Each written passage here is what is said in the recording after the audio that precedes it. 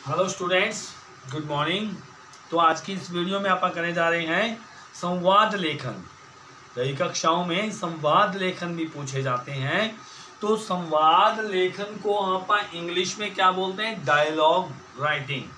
Dialogue किस तरह से बोले जाते हैं, किस तरह से लिखे जाते हैं, वो आज आप इसमें करेंगे। तो स्टूडेंट्स, आपका बोलना, आपका सुनना, ये दोनों ही क्या है, मायने रखता है। तो स्टूडेंट, इसको बोलते वक्त आप में कैसा क्या कुछ होना चाहिए, इसको जो आप बोल रहे हो तो आप लिखना है आपने, तो कैसे लिखना है, तो वो आज आप इसमें करेंगे। तो स्टूडेंट, संवाद लेखन में सबसे पहले क्या कुछ होना चाहिए, उनकी जो बातें आपको ध्यान में रखने योग्य हैं। नंबर 1 है संवाद का विषय, यानी कि टाइटल कैसा होना चाहिए संवाद का। संवाद का टाइटल जैसे देखो, जीवन में और विद्यार्थियों के आयु वर्ग की समझ व संवेदनाओं से जुड़े विषय होने चाहिए। जो भी आप उसका टाइटल रख रहे हो, नंबर 1 तो वो आपके या किसी और के जीवन के साथ जुड़ा हुआ होना चाहिए। मतलब कोई ना कोई शिक्षा देने वाला होना चाहिए। विद्यार्थियों के आयु वर्ग, यानी कि उनका एज लेवल देखना चाहिए कि ये किस लेवल के स्टूडेंट्स हैं, तो उनके साथ कैसे बातें करनी है, तो कैसे वो आपस में बातें कर रहे होते हैं। तीसरा है उनकी संवेदनाओं से जुड़े होने चाहिए, उनकी भावनाएं, उनकी फीलिंग उसके अंदर होनी चाहिए। दूसरा है भाषा। भाषा कैसी होनी चाहिए? वार्तानुकूल हो, यानी कि आपकी जो भाषा हो उसके अंदर वो बातें करने लायक हो। ये नहीं है कि उसमें साहित्यिक लाइनें उसमें लिखते जाए, नहीं, उसमें सिर्फ बातें लिखनी होती हैं। और उसमें इतनी प्रखरता का मतलब उसमें इतना तेज होना चाहिए कि दूसरा पात्र यानी कि दूसरा जो कोई कैरेक्टर है, तो उसके भीतर संवाद पैदा हो जाए, उसके अंदर ही डायलॉग पैदा हो जाए, वो बोलने पे या जवाब देने पे मजबूर हो जाए।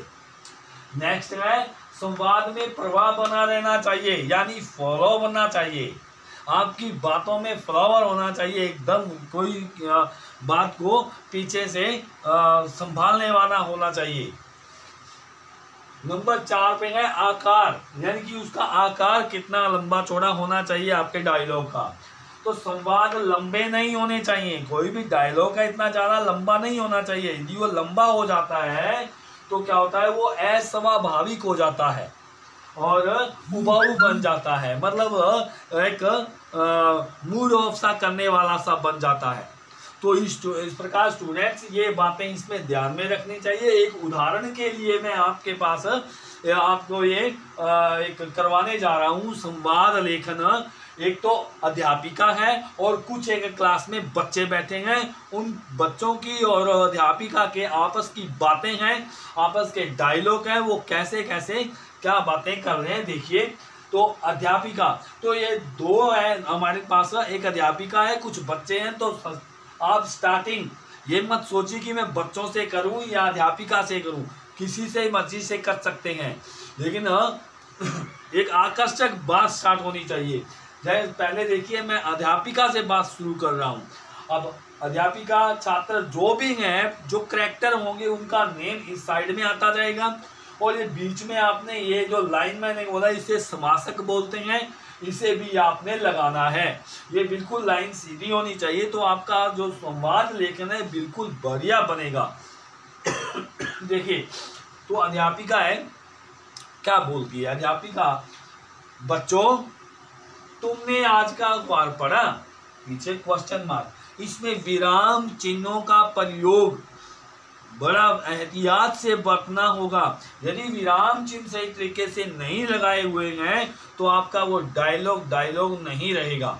देखिए, बच्चों के बाद में बच्चों को क्या किया है, संबोधन किया है, संबोधन के बाद में कोमा आता है।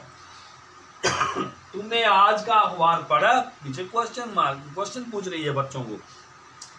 छात्र क्या कहना है? मैम, अखबार बोले तो न्यूज़पेपर। अध्यापिका, हाँ वही, उसे तुम समाचार पत्र भी कह सकते हो। ये अध्यापिका ने उनको जवाब दिया। अध्यापिका, अब आगे छात्र, छात्र क्या कहता है, मैम हमारे कहने से क्या होता है, हमारा बस चले तो हम उसे, बात के बीच में छोड़ देता है, जो अपनी बात है वो फीलिंग, अब बात बीच में छोड़ दी उसने, तो आगे जो अध्यापिका है उसके मन में भी बात आगे वो सुनने की इच्छा हो गई। कहता है अध्यापिका कहती है आप उसे, छात्र मैम जाने दीजिए, छात्र मैम जाने दीजिए, अध्यापिका बट वाई, कि जाने दे, क्यों जाने दे, अपनी बात कहो। वो क्या कह रही है, अध्यापिका कह रही है उनको। छात्र कहते हैं कहने से कुछ होता है क्या, अखबार में हर रोज स्त्रियों पर होने वाले अत्याचारों की खबरें छपती हैं, अगले दिए और नए अपराध, अगले दिनों और भी क्या है अपराध, नए नए अपराध छपते रहते हैं। आगे आता है अध्यापिका अच्छी बात है कि तुम्हें गुस्सा आ रहा है। छात्र, यहाँ पे 2-3 छात्र और बैठे हैं, छात्र नंबर दूसरा बोलता है लेकिन हम इस गुस्से का करें भी तो क्या करें। अब छात्र नंबर तीसरा उसको बात को और आगे बढ़ाते हुए बोलता है वहशी खुलेआम घूमते हैं। वहशी का मतलब क्या होता है, वहशी का मतलब क्या होता है, अपराधी, खूंखार प्रवृत्ति वाले। कहता है वहशी खुलेआम घूमते हैं, रात में कभी बाहर निकलकर देखो, ज्यादातर पुलिस वाले भी इन गुंडों को टोकने से डरते हैं। अब ये क्या है, बात कहता है अपनी। अब छात्र नंबर 4 है, वो उसकी बात का समर्थन करता है, कहता है सही बात है मैम, पुलिस वाले भी क्या करें बेचारे। अब मैम क्या कहती है, अध्यापिका इन गुंडों को तो सबक मिलना चाहिए।